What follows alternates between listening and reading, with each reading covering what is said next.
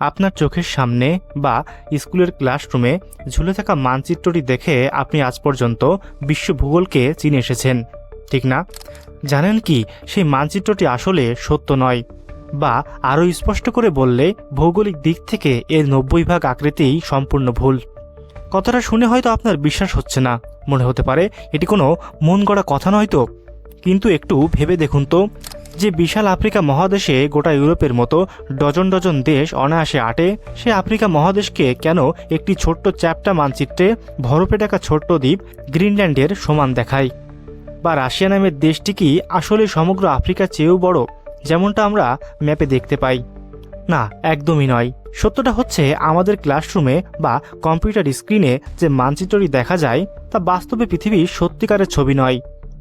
এটি এক বিশাল ভৌগোলিক দৃষ্টিভ্রম, যা আমরা শত শত বছর ধরে সত্যি বলে মেনে আসছি। তাহলে প্রশ্ন ওঠে, এত বড় একটি ভুল কিভাবে বছরের পর বছর আমাদের শেখানো হলো?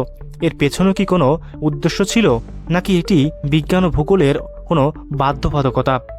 আজকের ভিডিওতে আমরা কোনো মন গড়া গল্প নয়, বরং বিজ্ঞান ও গণিতের নিখাত সত্য দিয়ে উদ্ঘাটন করব পৃথিবীর সবচেয়ে বড় ভৌগোলিক রহস্য, মার্কেটার প্রজেকশনের পেছনের গল্প।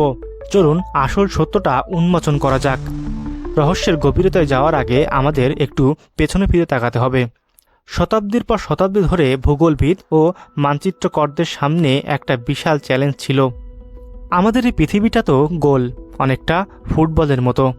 এখন যদি আপনি একটা আস্ত ফুটবলকে কেটে চ্যাপ্টা করে টেবিলের ওপর বিছিয়ে দিতে চান, তাহলে কি ঘটবে? কাগজ বা চামড়াটা অবশ্যই কোথাও না কোথাও থেকে ফেটে যাবে বা কুঁকড়ে যাবে, তাই না? ঠিক এই সমস্যাটাই দেখা দিয়েছিল 1569 সালে।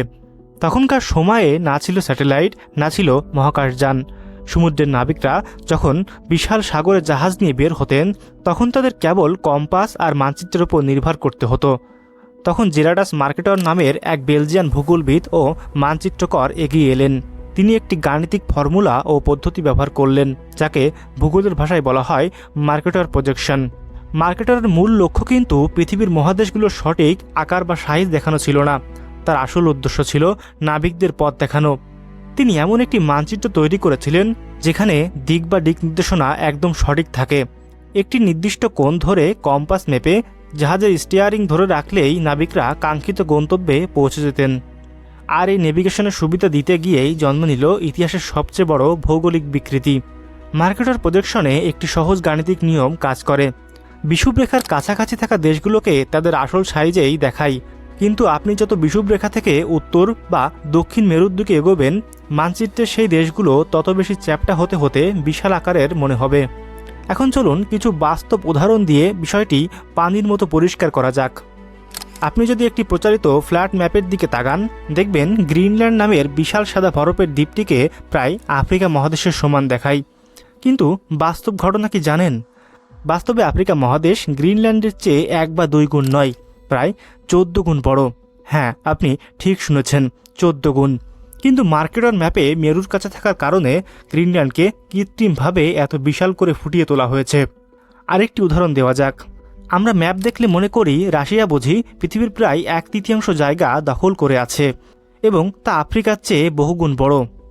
কিন্তু ভৌগোলিক সত্যটা হচ্ছে, পুরো আফ্রিকা মহাদেশের ক্ষেত্রফল প্রায় 30.3 মিলিয়ন বর্গ কিলোমিটার, আর রাশিয়ার ক্ষেত্রফল 17.1 মিলিয়ন বর্গ কিলোমিটার।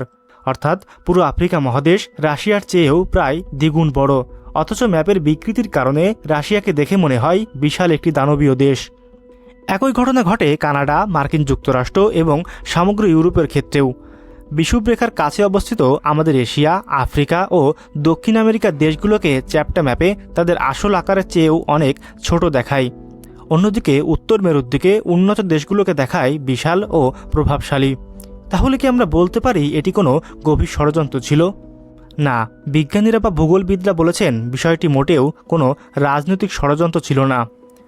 এটি ছিল স্রেফ ত্রিমাত্রিক বা 3D গোলাকার বস্তুকে দ্বিমাত্রিক বা 2D সমতল কাগজে রূপান্তর করার একটি গাণিতিক সীমাবদ্ধতা। আপনি যদি দিক ঠিক রাখতে চান তবে আকার বিগড়ে যাবে, আর যদি আকার সঠিক রাখতে চান তবে দিক বা শেপ নষ্ট হয়ে যাবে। এটি গণিতের মূল নিয়ম। তবে এই মানচিত্রের একটি গভীর সামাজিক ও মনস্তাত্ত্বিক প্রভাব কিন্তু বিশ্বব্যাপী তৈরি হয়েছিল।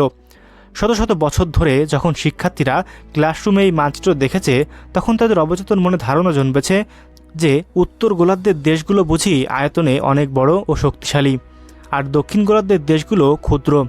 তাহলে প্রশ্ন দাঁড়ায়, আজকের এই আধুনিক 2026 সালে দাঁড়িয়েও আমরা কি সঠিক মানচিত্র দেখতে পাই না? অবশ্যই পাই। আধুনিক ভূগোলবিদরা এই বিকৃতি দূর করতে বিভিন্ন নতুন প্রজেকশন তৈরি করেছেন, যেমন গল পিটার্স প্রজেকশন, যেখানে দেশগুলোর সঠিক আয়তন ফুটিয়ে তোলা হয়। আবার আন্তর্জাতিকভাবে সমাদৃত রবিনসন প্রজেকশন, যা আয়তন ও শেপের মধ্যে একটা সুন্দর ভারসাম্য বজায় রাখে। এমনকি আজ আপনি যখন গুগলে অর্থাৎ গুগল ম্যাপস খুলবেন এবং জুম আউট করবেন, তখন দেখবেন চ্যাপ্টার ম্যাপ থেকে বের হয়ে পুরো 3D গ্লোব বা গোলক হিসেবে পৃথিবীকে দেখাচ্ছে, যাতে দর্শক আসল সত্যটা দেখতে পায়। সংক্ষেপে বলতে গেলে, স্কুলে আমাদের যা শেখানো হয়েছিল তা কোনো অসৎ উদ্দেশ্য নিয়ে শেখানো হয়নি, কিন্তু সেটি ছিল একটি নেভিগেশন ম্যাপ, পৃথিবীর সত্যিকারের ভৌগোলিক মানচিত্র নয়। আমরা যে পৃথিবীতে বাস করি তা চ্যাপ্টা কোনো কাগজের টুকরো নয়। এর প্রতিটি মহাদেশ, প্রতিটি সীমানা এবং প্রকৃতি বিজ্ঞানের এক নিখুঁত গাণিতিক ভারসাম্যে তৈরি। তাই কোনো কিছু কেবল ম্যাপে দেখলেই সত্য বলে ধরে নেওয়ার আগে তার পেছনের বিজ্ঞানটা জেনে নেওয়া একজন সচেতন মানুষের পরিচয়।